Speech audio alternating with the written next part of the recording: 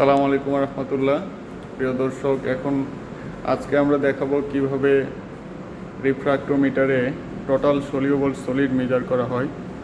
এটাকে টিএসএস বলে অথবা পার্সেন্ট ব্রিক্স কন্টেন্ট, এটি মেজার করা হয় কিভাবে সেটি দেখাবো। এজন্য প্রথমে আমাকে আমার যে ফ্রুটগুলো, আগেই বলেছি যে ফ্রুট স্যাম্পলগুলো হয় জমি থেকে তুলে এনে -80 ডিগ্রি সেন্টিগ্রেড টেম্পারেচারে রাখতে হবে, ফ্রিজিং।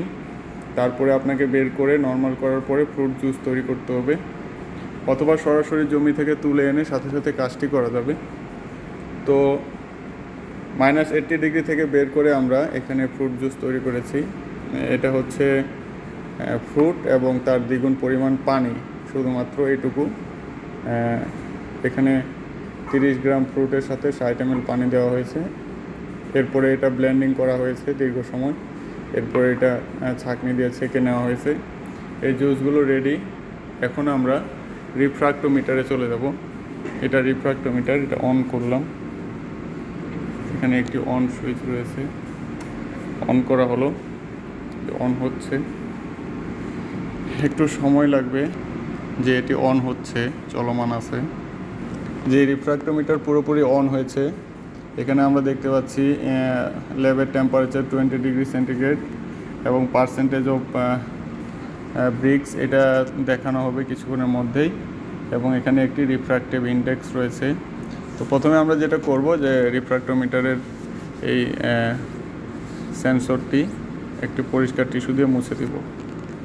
এরপরে আমাদের একটি স্যাম্পল থেকে সলিউশনটা তুললাম। এখন রিফ্র্যাক্টোমিটারে 5-6 পটা দিব।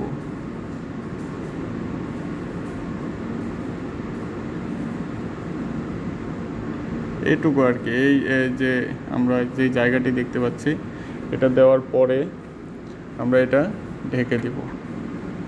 ঢেকে দেওয়ার পরে এখানে যে একটা স্টার্ট লেখা আছে, স্টার্ট বাটনে ক্লিক করব।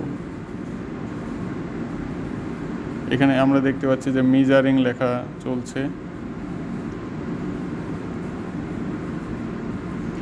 রিফ্র্যাক্টিভ ইন্ডেক্স আজ 1.3358 আর আমার মেজারমেন্ট ফিনিশ 1.98% ম্যাস, অর্থাৎ পার্সেন্টেজ অফ ব্রিক্স হচ্ছে 1.98। এটাই আমার আজকের ফাইন্ডিংস। এভাবে আমরা প্রতিটি স্যাম্পলের এখন